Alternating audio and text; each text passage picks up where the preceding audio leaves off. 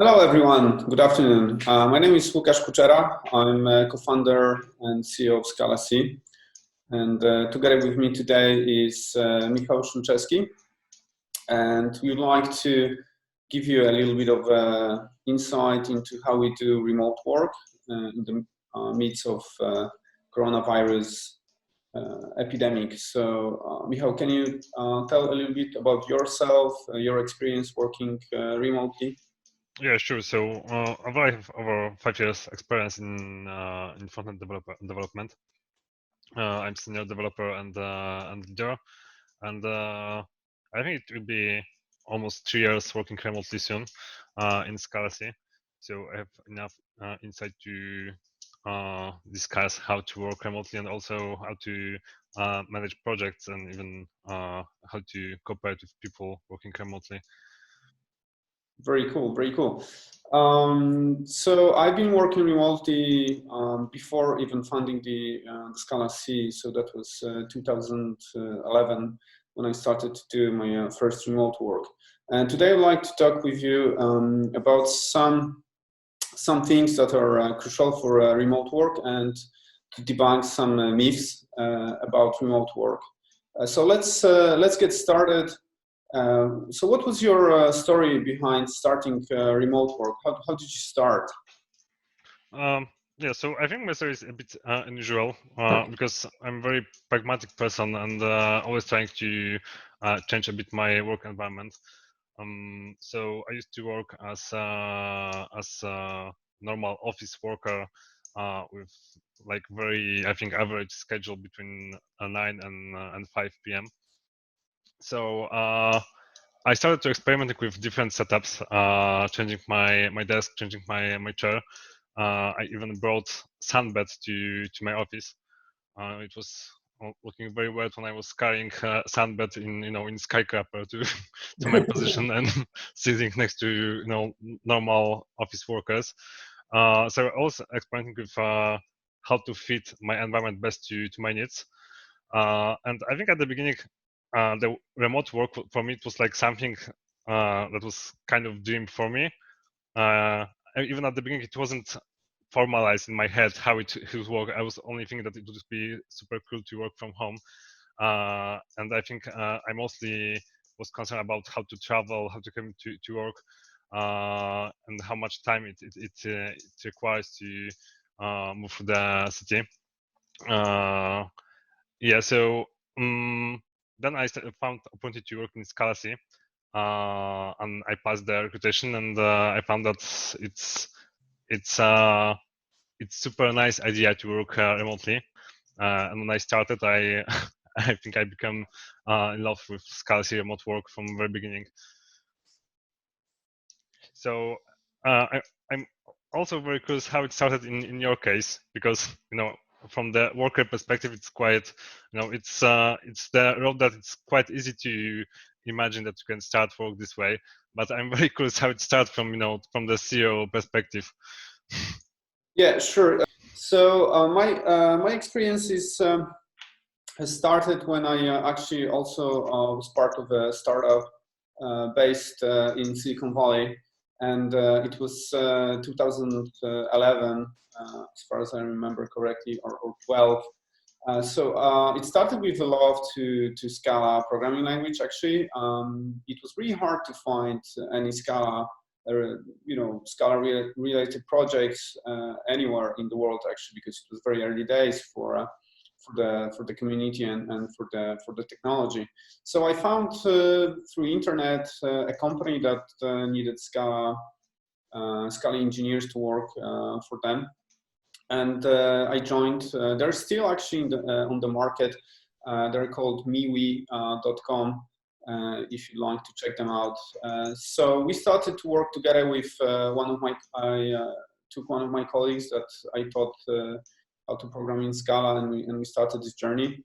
Actually, we were employees number 4 and 5, as far as I remember. And that was actually only possibility for us to work, remotely. And team was really distributed.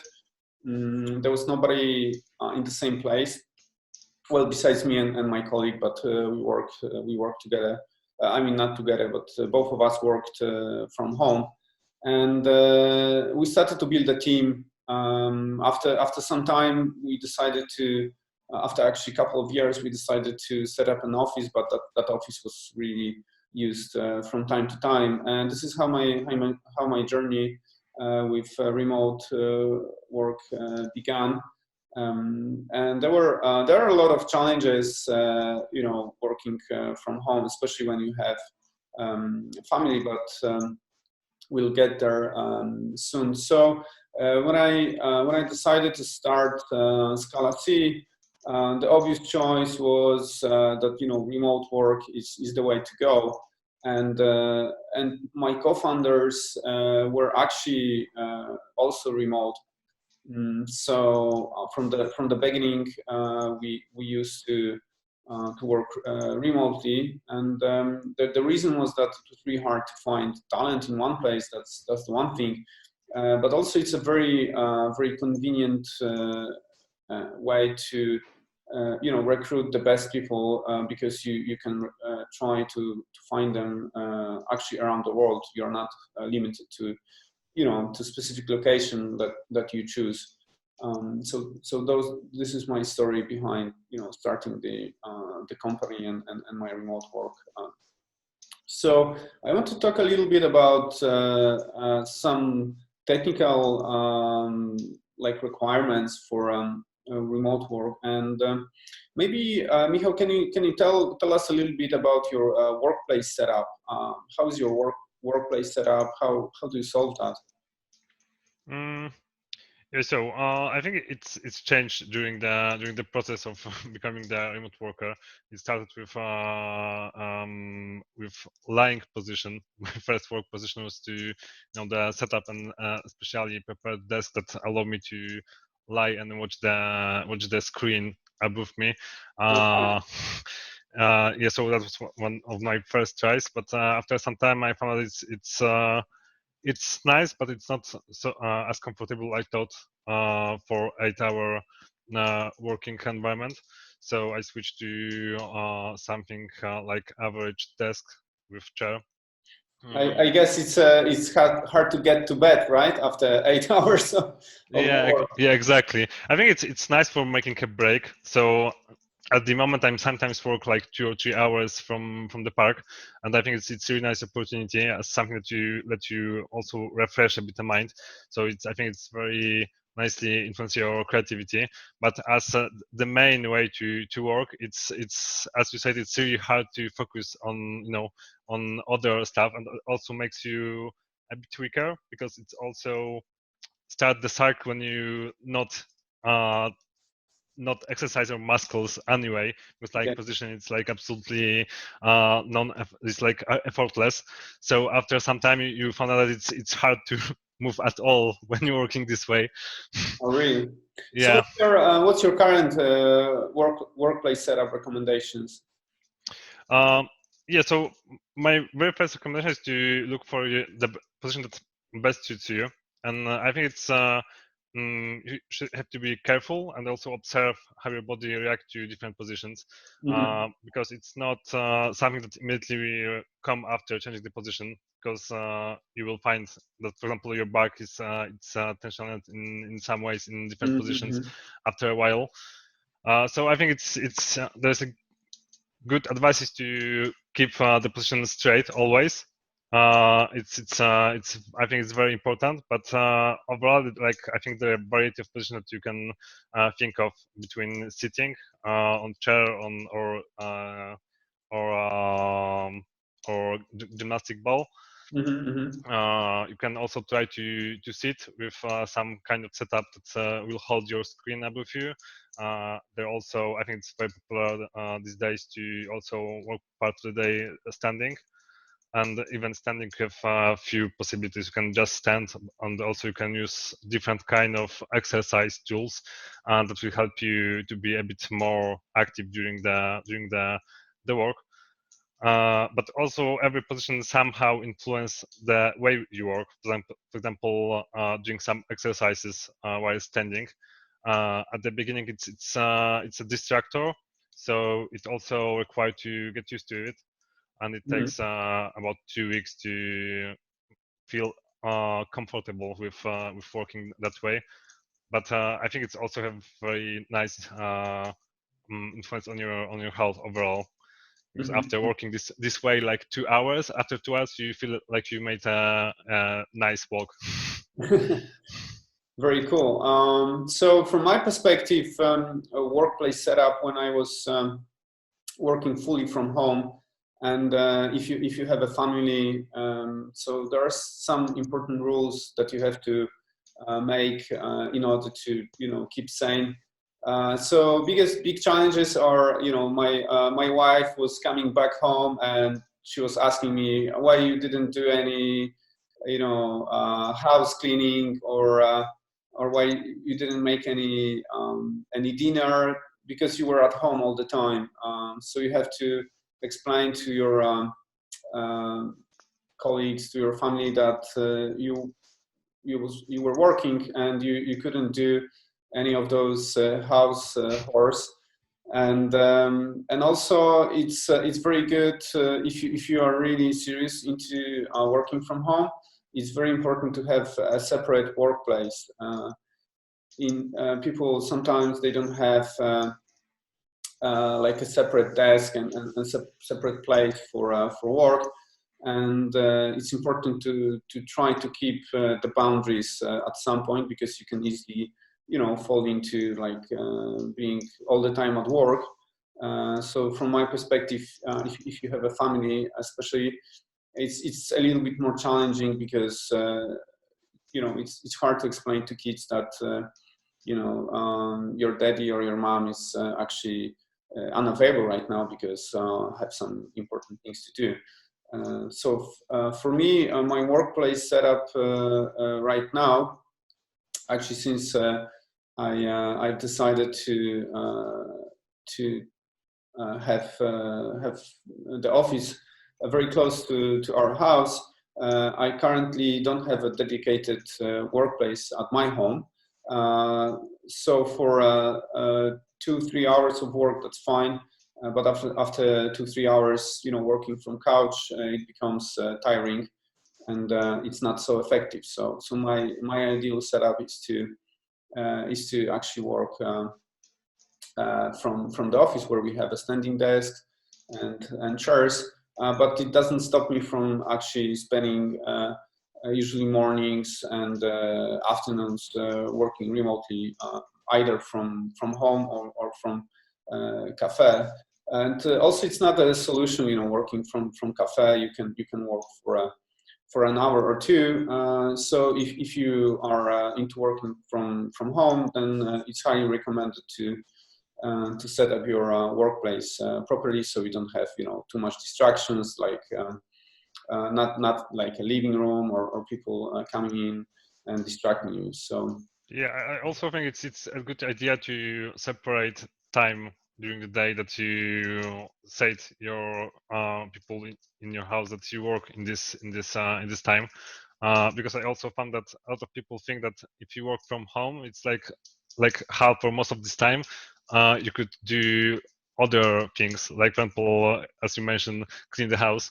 yeah. But it doesn't work this way. Sometimes when you just thinking about some problems, not writing the code or communicating with others, it also influence focus, and you have to be calm and focus on the task. And I found that it's very often other people think that you're free and they can take your money with some other responsibilities. But Yeah, I think it's also because it's remote work. It's also very often understood as a bit like as a home work from home. As you mentioned, with working with coffee, and I mentioned that working with Park, I think it's also a bit more mobile than just working from home. It lets you to work from different places. Depends from your needs. Yeah, exactly. That's a big part, from a possibility to work remotely, especially like sometimes you visit your family because somebody gets sick, or you want to spend a weekend at your family home, but you don't want to take a day off. You can work while you're traveling, and you can work at let's say your parents' home, and then you can spend a weekend with them and get back to your regular work, and do not waste your precious private time of having a holidays later on. All right, so I would like to move to a topic regarding tooling. I would like to talk about hardware and software that you use and you recommend for remote workers. What are your recommendations? So maybe it's surprising, but I think the most tools that you will use, it's a bit independent from the computer itself. Probably from the perspective of the computer using it, the most important part is how it suits your task, like for example developer tasks. Mm-hmm. And I think the most computers will handle the developer tasks. It also will handle communicators and tools for video conferences. Mm-hmm. What about the headphones? Yeah, so I wanted to mention that probably the most important part it's headphones, and maybe the even more important part is the microphone. I think it's super important one, and I think it's also not super obvious that every mic will work the same. In my example, I had a lot of troubles with choosing the microphone that will work without cables. So choosing the Bluetooth microphone that will record sound in acceptable way, it's not very simple task, because most of the cheap, for example, Bluetooth microphones can record sounds, but it's very distorted, or even sometimes it's cutting out the sounds. Mm-hmm. So it's super important to choose the good quality microphone, and I think it's the subject number one when starting working remotely. What's your favorite setup for headphones and microphone? So probably I'm using it right now because it's like integrated, so it's headphones with microphone. What's the make and model? I think it's called SteelSeries Artist or something like that. So yeah, it's designed for gaming, but mm-hmm. because it's for gaming, it's not the perfect sound for music, but it has very nice microphone quality compared with headphones quality. Mm-hmm. So, and it's also quite easy to set up, because if you go the way to buy the best microphone designed for example for recording music, it may take some time to set up everything. So your recommendation is to use a gaming gear for your telework?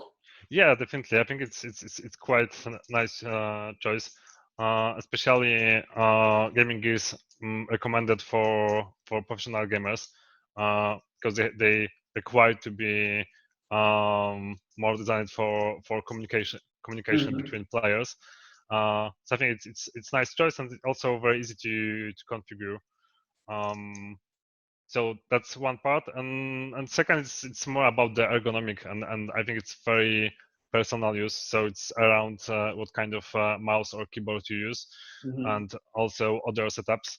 For example, because I'm quite tall, I always had problem with the desk setup in average office.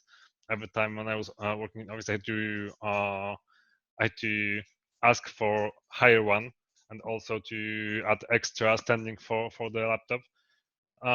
So it was always problem, and at home there's no limit. So I just screwed the screen to the wall, mm-hmm. and thanks to that, on the special arm, it's quite flexible to place in the position I'd like.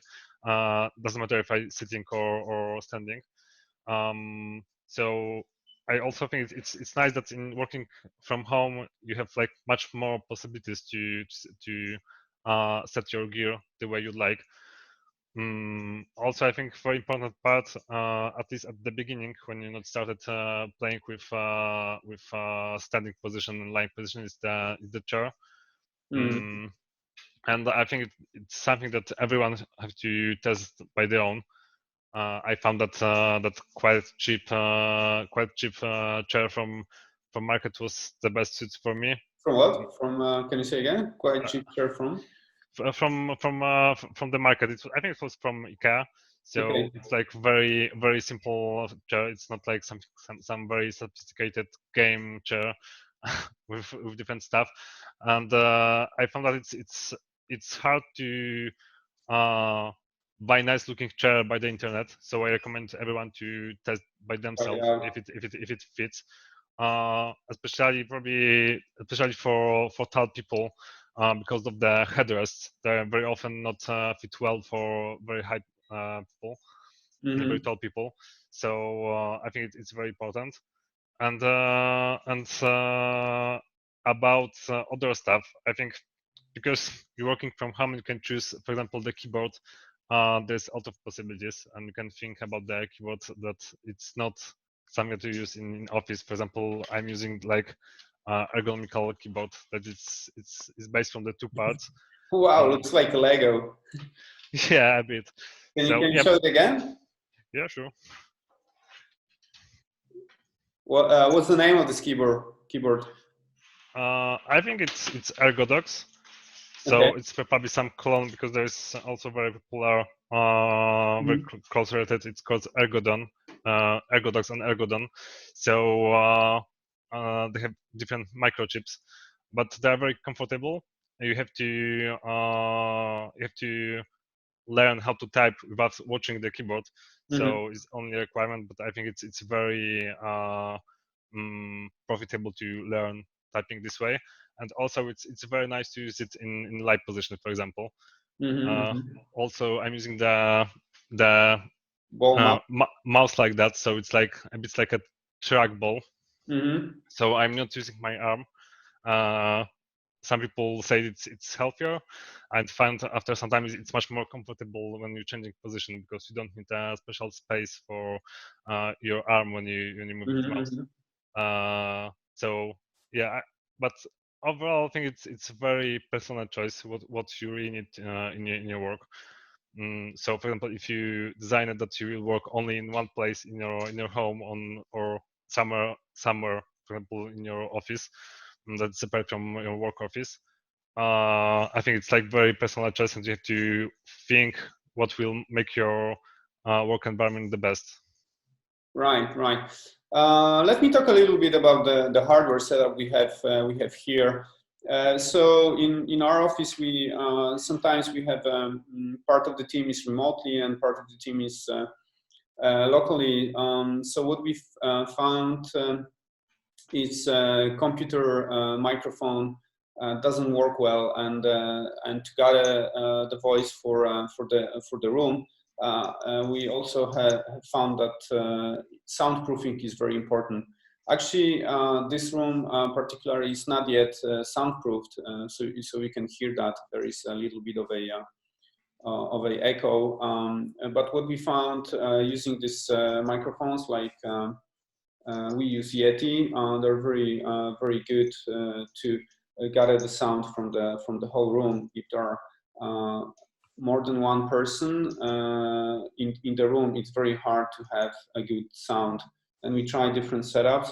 And the Yeti microphone, I can highly recommend that if you use that in your office or in a room when you have a couple of people. It has the possibility to have like gathering sound from around, or you can have a direct. Actually, I can change it to have a direct reception from in front of me. So that's one thing. The other thing, also doing a video conferencing. This is something. There are very expensive setups for that you can spend a lot of money on that. There are quite useful, but so far we found that having just like a computer camera is good enough, and it's quite easy to set up.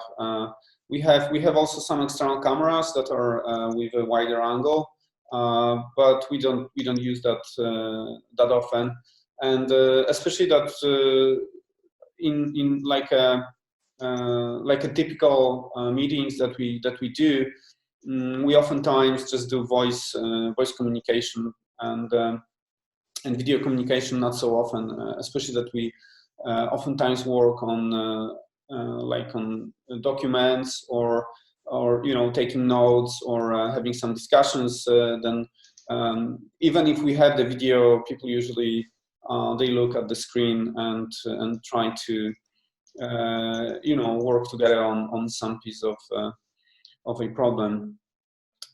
Speaking of which, as I mentioned, we are more like a hybrid company because we are not 100% remote, and it's really dependent on personality, because some people prefer to work from the office and some people prefer to work from home.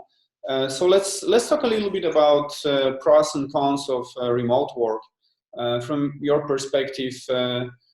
Michal, can you share a little bit of insight? I think you shared some of the pros, and can you summarize that? What are your pros and cons of working remotely? Yeah, of course. Yeah, maybe I'm not very subjective around this topic because I think about myself as an introvert. So for the introvert people, it's like more pros than cons, and I think this way that a lot of pros, some obstacles, and maybe few cons. But I also can understand it's heavily depends on people personality. So for some people it would be much harder to work remotely, and I think some people will need some extra activities, especially social activities, to function well. So starting from cons, I think the biggest cons is that working remotely is somehow isolated from the society. So if you heavily based on your whole work environment, and I'm talking about your work colleagues, it's definitely different way. You can still have like informal communication via the communicators, but it's a bit different than face-to-face communication.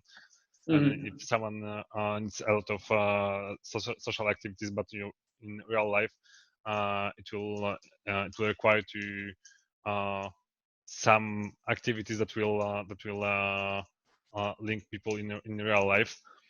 Sometimes it may be easier when, for example, you have remote workers, but some of them live in the same city. So in this case, it might be relatively easy to organize some events for them. And for example, I'm working from Warsaw, and we have few people in Warsaw working for Scala C. So we have like monthly gatherings with different stuff, and I think it's really nice activities. But yeah, for some people, like working in full isolation might be hard. So I think it's nice opportunity that you can also work from office in Scala C. Any other pros? Sorry, cons. Yeah, I think we work about the ergonomic and about the office, and I think one of the cons is that you have to take care of everything by yourself. So if you go to the office, everything it's already prepared, and you don't have to think about the stuff around the environment. And for people that just don't care about the environment, it might be extra effort that you have to spend to prepare the whole environment. Also, but then it's better optimized for your needs. Yeah, exactly.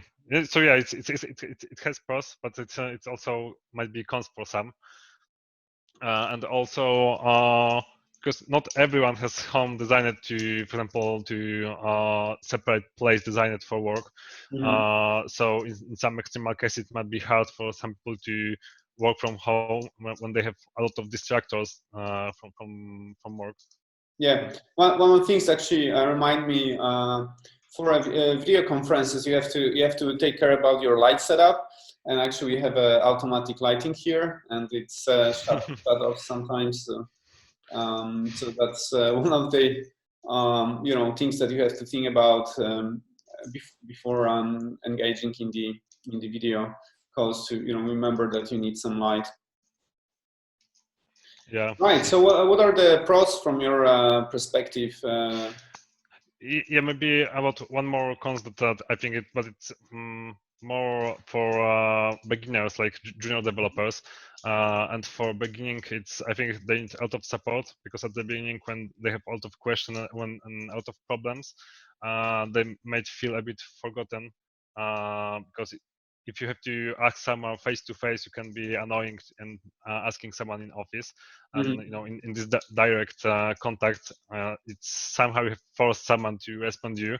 And when you trying to communicate via Slack, for example, as we do in our company, or another communicators, you you have to know that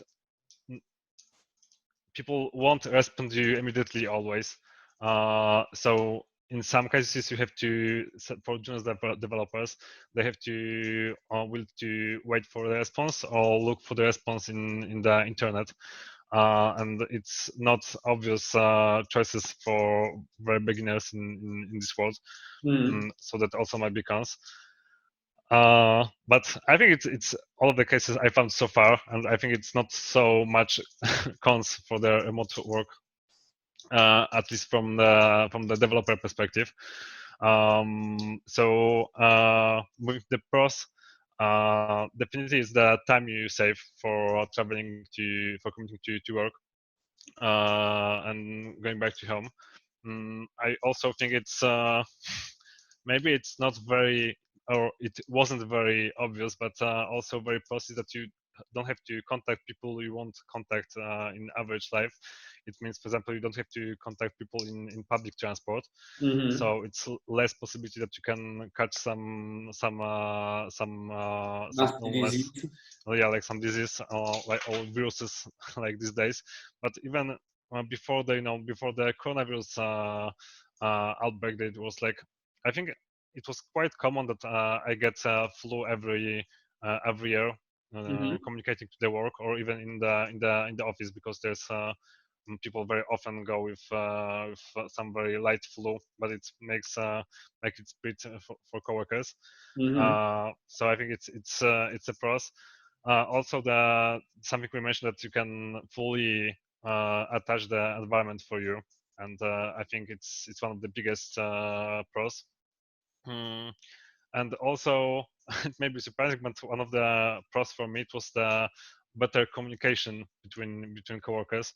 And you may say that it's well, but you're working remotely, you have to communicate with Slack. But I found that in the office, too much meetings was the problem always, because it spent a lot of times. And I also remember we had meetings about arrange another meetings, so it was it was a lot Meetings wasted about time. meetings. Yeah, so a lot of distractors in office. And in the remote environment, the contact with people, it's more um, mm, you have to more meaningful, because if you ask someone, you have the good reason to ask someone for something. You're not trying to distract people for no reasons. In our company, we have these channels for off topic. So if anyone would like to share some funny stuff or some interesting stuff, we have some special channel that not everyone have to join during the whole day. So you can separate your focus period from the fun period in time, and from the breaks. And I think it makes the whole process of the work easier to separate your time between work time and break time, and time you communicate with others.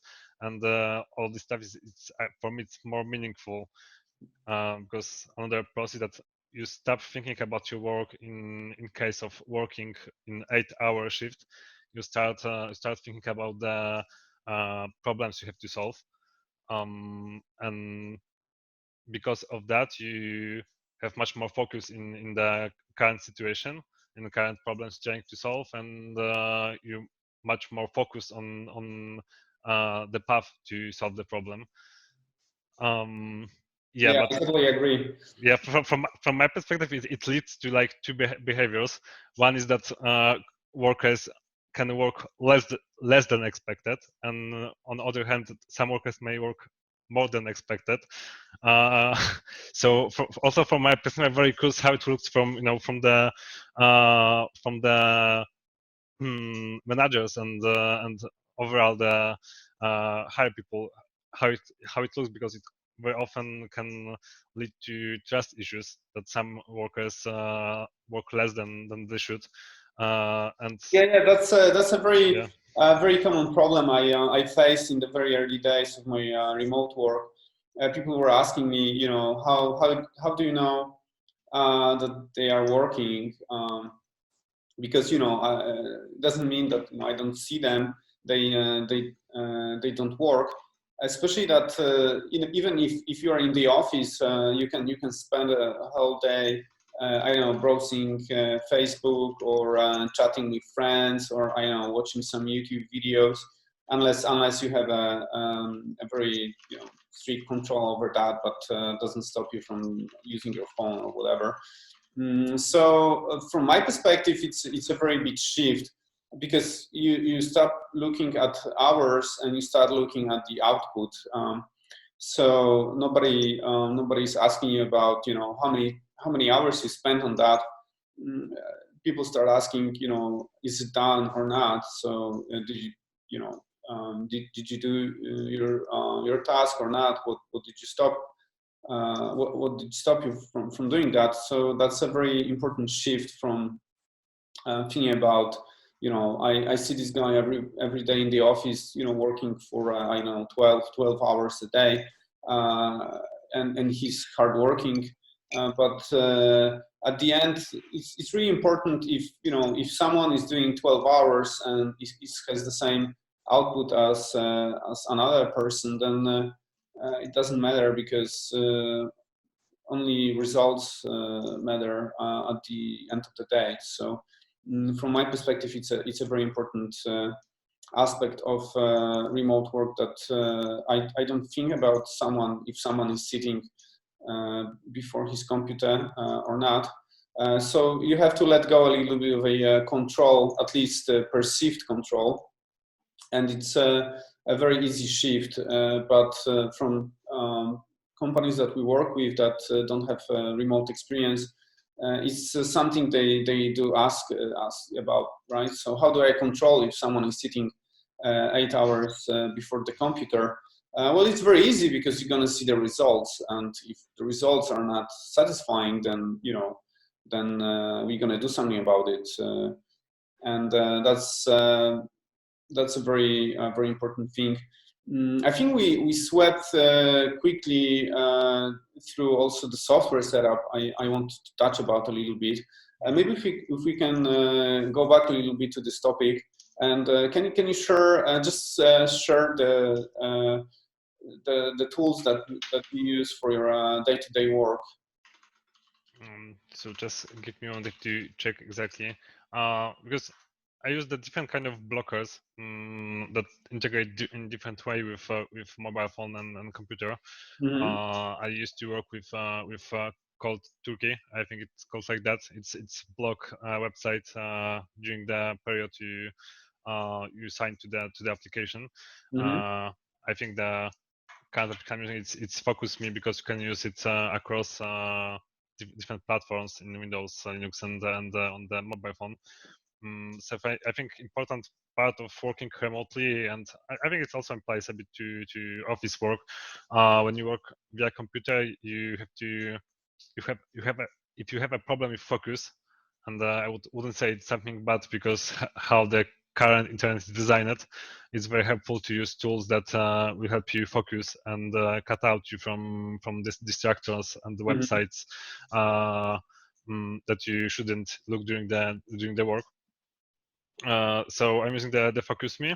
Now that's the one tool that helps you to block the application on your computer and also the websites. And another one is the Tomato.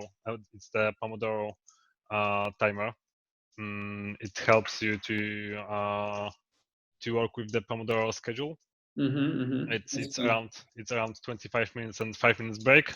In general, you can assign breaks and work times to you, but it helps you to remember about the breaks. what I think it's very important, because, for example, I tend to go in like loophole of working, so I sometimes can be faced like 8-hour non-stop working, but it can be harmful in in the longer term. What about the like basic tools that you need for your remote work? So definitely the browser. What? Can you say again? Browser. Browser, yeah, of course. Yeah, to just because most of the communicators is somehow based on browsers, so you have to download them and run them. So they're, for example, using the Zoom tool right now to communicate via video. But you can also use, for example, Google Hangouts, and there probably more solutions like that to communicate. For just text communicators, you can use Slack or HipChat. So there's a lot of possibilities. I think Slack is quite advanced at the moment, so it's really nice and fun to use them. And I think it's also nice to use about the tools in in real usage of them, because a lot of people not using only formal communication via the remote work. I think it's very important to also include informal ways to communicate. So tools that provides you, for example, memes and stuff for fun. It's also a nice advantage of the remote communicators. Mm-hmm. Yeah. So from our perspective, more like I would say on the business side of things, very important is the G Suite.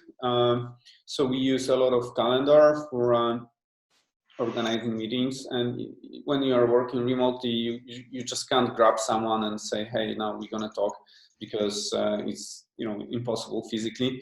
So the best way is to organize time, and it's more efficient as well. And we use a lot of Google Calendar, which is integrated with a Google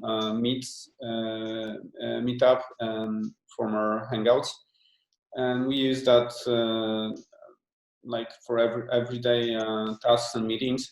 And also for taking notes, we use a lot of Google Docs and spreadsheets for managing different aspects of the day-to-day work, and of course presentations as well. And the same thing, it's much easier if you have someone working remotely. It is much easier to do collaborative work. You can't just sit together. Well, you can sit, but not in the same place. But you can still sit together and work on the same document. You can just share. You can share the screen, or even you don't have to share the screen. It's enough that you spend a time talking about some specific problems that you, and then you can write them down and collaborate and using Google Docs. So that's really a basics of our tools. Of course, Slack, as you mentioned, it's very useful. You can do also quick video or chat or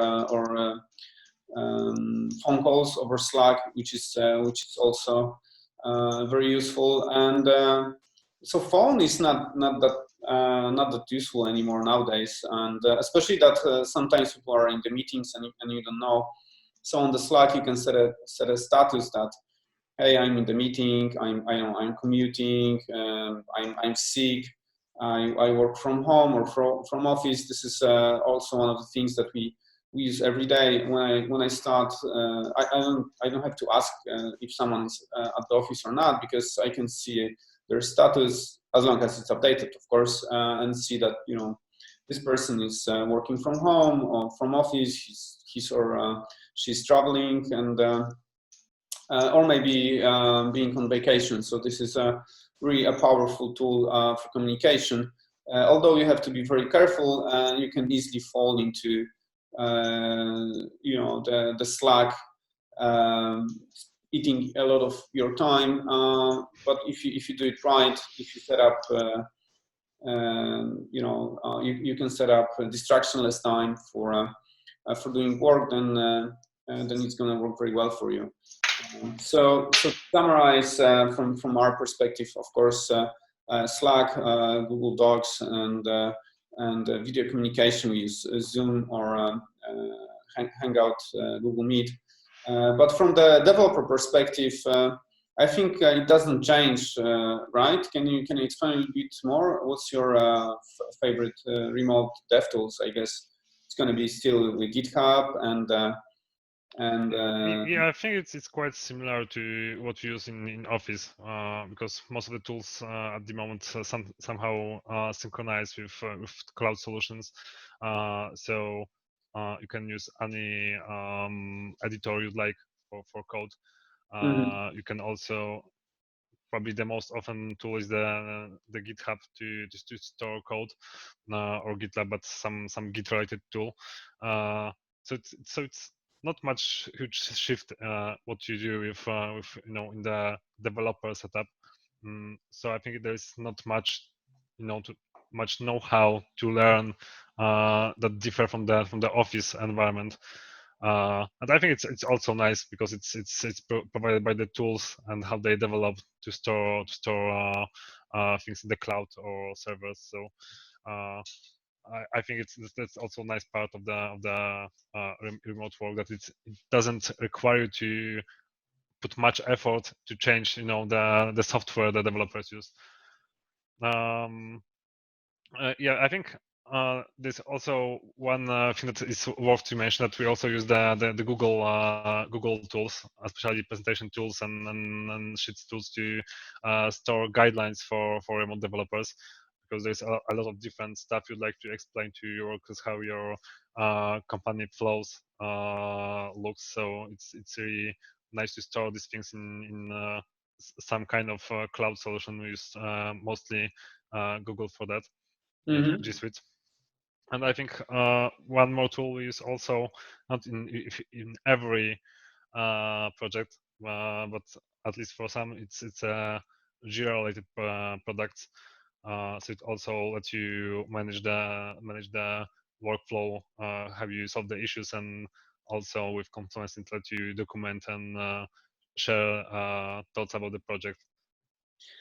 All right, so I'd like to summarize quickly. Big question: is remote work? Would you exchange work from home to work from office right now?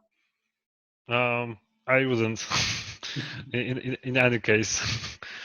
So I think that's a quick summary that work from home is very good. Not for everyone, of course. Yeah. Also, I would like to ask you the same for you. From the 6 years of being CEO of Scalac company, was it worth to switch to the remote work?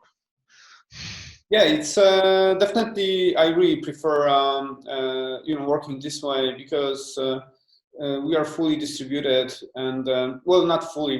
We have some smaller offices, so not everyone fits the remote work. But most of our company, that's 120 person right now, are working remotely, and it's working really well. And even for office people, they spend a lot of time working from home or remotely from some other places that I really don't care where they are.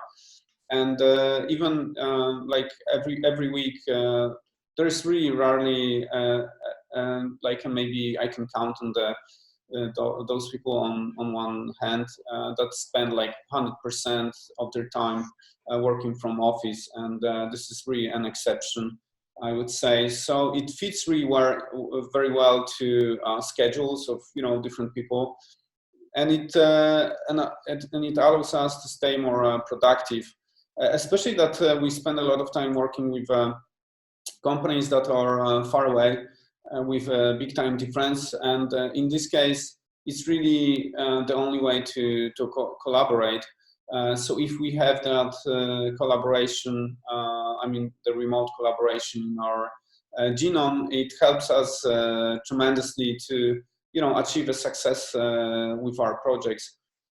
So my recommendation would be just fit your style. You don't have to start 100% remotely. You can start let's say 2-3 days a week remotely, see if that fits you well, and I can promise you that the results will really surprise you. Of course, there are some creative work that is done better, you know, being face to face, but this is really not as big part as we think every day. And there is a huge, actually, one of the big cons of, you know, working from the office is the distraction and all those social interactions that if you want or not, you have to do them, because otherwise, you know, you're going to be thought as a rude person or some sociopath. So, you know, I spend a lot of time talking with people, which is nice, but sometimes it gets really distracting, especially that, you know, everyone can just come to my office and say, hey, I need your attention for, I don't know, 30 seconds, and it can destroy your focus. So unless you are very, very razor sharp on your rules, then being in the office is very distractive.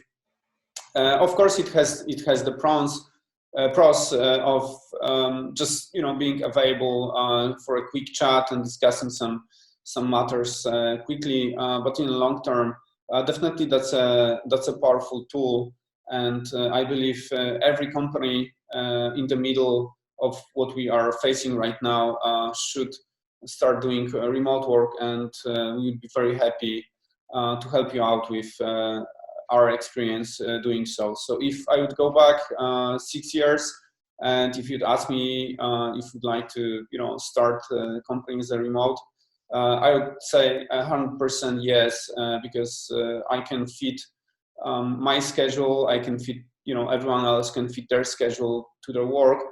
And this is really a truly work-life balance. You know, work-life balance is not 9 to 5, you know, from office with a lunch break. You know, work-life balance is that, you know, I can get up 6 a.m., work 2-3 hours. I know, do some important stuff in that I have to do this day. I don't visit doctor or anything else you can imagine, and then I can continue my work, let's say from the office or from the cafe, anywhere. And I don't feel guilty about it, because it's my work schedule. So highly recommended, and it's worked really well, and we've managed to build a company around that, and there are a lot of other examples. So if you didn't start remote work yet, just start doing this today. So thank you, Michal, for discussion today, and I would be really happy to share some tips if any of our listeners are interested. This topic is very wide and deep, and we can spend a whole day talking about it. So one last thing, a pro tip for remote workers: how to start. What's your perspective on that, Michal? Well, it's a hard question, because as we discuss a lot of pros and cons, how to start. I think the first step have to start from people that hire you, and when you go to home, find a place that it's calm and let you focus, and just start working remotely and communicating with people via communicators instead of forcing someone face-to-face communication. Yeah, exactly. It's easy as that. You can start on your computer. You don't need actually any special hardware. Every laptop nowadays have the camera and the microphone, and this is really a good start. And you can expand on that. I think at the beginning you can feel that it's not as serious as face to face, but when you get used to it, it's really not a huge difference between in communication in face to face and remote. All right. So thank you for your time today. Let's get back to our remote work, because we have a lot of stuff to do still today. And we are safe at home. We have stocks of toilet paper, and hopefully the infection is gonna not get to us. All right. Thanks for your time, Michal. See you.